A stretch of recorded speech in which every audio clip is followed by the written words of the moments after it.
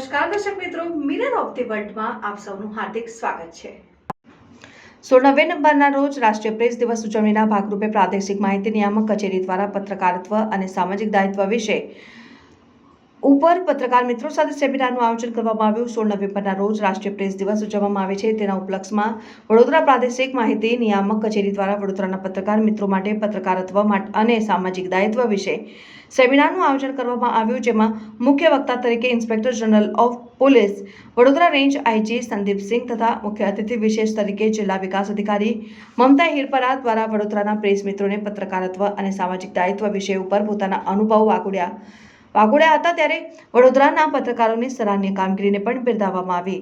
કાર્યક્રમ વડોદરાના જૂની કલેક્ટર કચેરીના તારા સભાખંડ ખાતે પત્રકારત્વ અને સામાજિક દાયિત્વ વિષય ઉપર વડોદરાના પત્રકાર મિત્રો માટે વિશેષ સેમિનારનું આયોજન કરાયું હતું। આ દિવસ ભારતીય પ્રેસની સ્વતંત્રતા અને જવાબદારીના સન્માન માટે નક્કી કરવામાં આવ્યો છે। પ્રેસ એ લોકશાહીનો ચોથો સ્તંભ છે।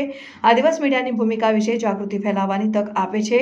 આના દ્વારા પત્રકારત્વનું મહત્વ પણ સમજાવવામાં આવ્યું।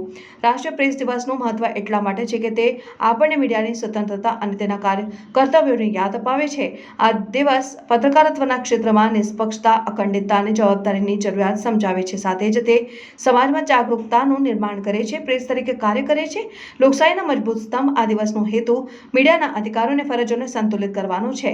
પ્રેસ કાઉન્સિલ ઓફ ઇન્ડિયાનું મુખ્ય કાર્ય ભારતીય મીડિયામાં નૈતિકતા અને જવાબદારીને પ્રોત્સાહન આપવાનું છે। વધુમાં તે પ્રેસની સ્વતંત્રતાનું રક્ષણ કરે છે, પ્રેસ સંબંધિત ફરિયાદોનું નિરાકરણ કરે છે, કાઉન્સિલ પત્રકારોને માર્ગદર્શન અને સહાય પણ પૂરી પાડે છે।